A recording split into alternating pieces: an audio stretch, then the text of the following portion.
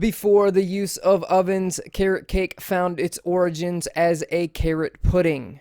If you're like me, baking a full cake is like a social obligation. You are nervous the whole time doing it, and the results are usually not that good. Are you like me?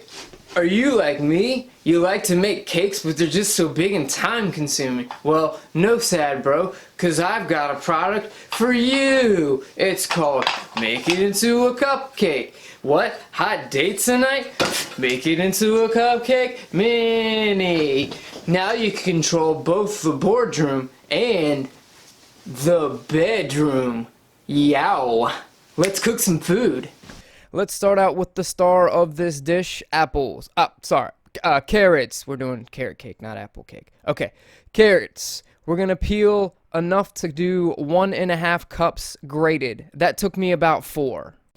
My preferred method of grating the carrots is with a good old-fashioned box grater and putting some sort of plate or bowl underneath it. Now, if you're like me, you're going to pick the wobbliest, slipperiest, stupidest bowl in your kitchen and make you look real dumb in front of everyone on YouTube as it slides around the board looking like you're going to take your knuckles off. To double check that we have the right amount, make sure you have a measuring cup to the side and add your grated carrots until you have 1.5 cups. Now, just to remind you that everything you do in life really has no meaning, put all those carrots back into the bowl because we need to add some other ingredients. Let us add both 1/2 cup of raisins and 1/2 cup of chopped walnuts respectively. This next part of the video I like to call Man Tries to Add Raisins to Bowl, Panics because half stay stuck, Tries to Slap Bowl, Throws to Side of Counter, Putting Raisins Everywhere. Clutch work there, you dingus. We want to go ahead and add 1 tablespoon of flour to this mixture. This ensures that the ingredients will not sink inside of our cupcake. This is also the top treatment for someone who has just suffered from raisin panic. After mixing, set this aside because we need to start working on the actual batter.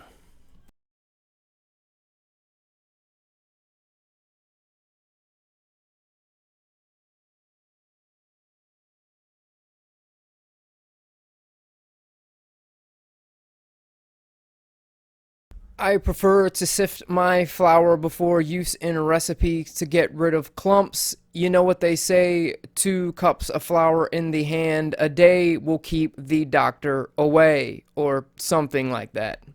In a recipe like this, we keep the dry and wet ingredients separate, namely to keep them mixed together properly, and because we want the baking soda to be activated at the right time. When the baking soda hits the wet ingredients, it will activate, and we want that to happen as close to our baking as possible. Mix this together with a whisk. Unless you have that one friend you really don't like and you want them to get all the cinnamon, then don't mix it. In most cake batter recipes, you will be taking butter or some form of shortening and sugar and putting them together in a process called creaming. Insert sexual innuendo here. For this recipe, however, we are going to start out with vegetable oil and sugar together with a 1/2 teaspoon of vanilla extract. Later on in the process, we will add eggs. This is much more of an emulsification. So, let's add our paddle attachment and get our stand mixer to low to medium low. Add your eggs in one at a time to allow the yolks lecithin to do its thing. Lecithin is a substance found in animal fats, egg yolks, and some plants. It is key to bringing together water and oil in a process called emulsification. So when you flip your mixer up to medium high, you will see it come together like a sort of mayonnaise. Lecithin is basically the E-harmony of oil and water. For any younger folks watching, it is like the Tinder of oil and water. Hashtag yeet on fleek sus. Once the emulsification has occurred, turn down your mixer to low so that we don't recreate the last scene of Scarface in our kitchen. Add the flour mixture from before, 1 spoonful at a time so that it incorporates evenly, remembering to scrape the sides and the paddle during the process.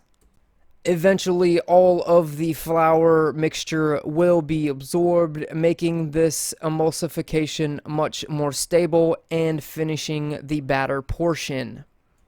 We then want to combine the carrot mixture that doesn't have some raisins in it because you had to throw the rest into the trash can and cry and say, "I hate doing these videos." I recommend using a spatula to lightly mix it in and not overwork the batter. With either a greased or lined cupcake tray, take a scoop and fill each cup about 2/3 full.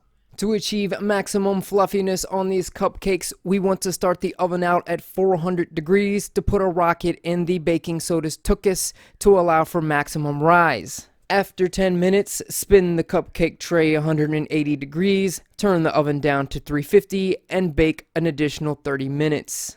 While the cupcakes bake, go ahead and clean out your stand mixer bowl and paddle attachment because we need to do the frosting.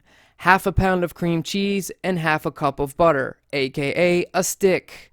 Put this on a low speed, add your 1/2 teaspoon of vanilla extract. Just like we did with the flour mixture before, we want to add our powdered sugar in 1 spoonful at a time. Please don't follow the idiot on the video and turn your mixer up to ludicrous speed. I don't know what he's doing. If you're like me, then you've spent all your money on Nintendo Switch games and ukuleles, so you don't have a pipe bag budget. That's okay, just put it into a sandwich bag and clip off the corner. At this point, your cupcakes should be ready. At least that's the way I edited it to make it look smooth. Do the old toothpick trick to see if it comes out clean. If it does, you're good to go. I hope you're not wearing socks for this next part because they're about to get knocked off as you see my amazing frosting skills. I call that the whirly spinny. This one's called the whirly spinny. I messed up, panicked, and just spread it around. This last one's called I hate decorating cupcakes. Here's a small whirly spinny in the middle. Get out of my face. I want to go take a nap and finish this video. No, don't worry if you're not an amazing decorator like me. Regardless, the inside will be moist, fluffy, and delicious. Thank you for joining me on another episode of Wake Up Smell The. I got some other videos here. If you like it, please subscribe and take a look at my cat I shamelessly show to get more views. Love you all. See you on the next one.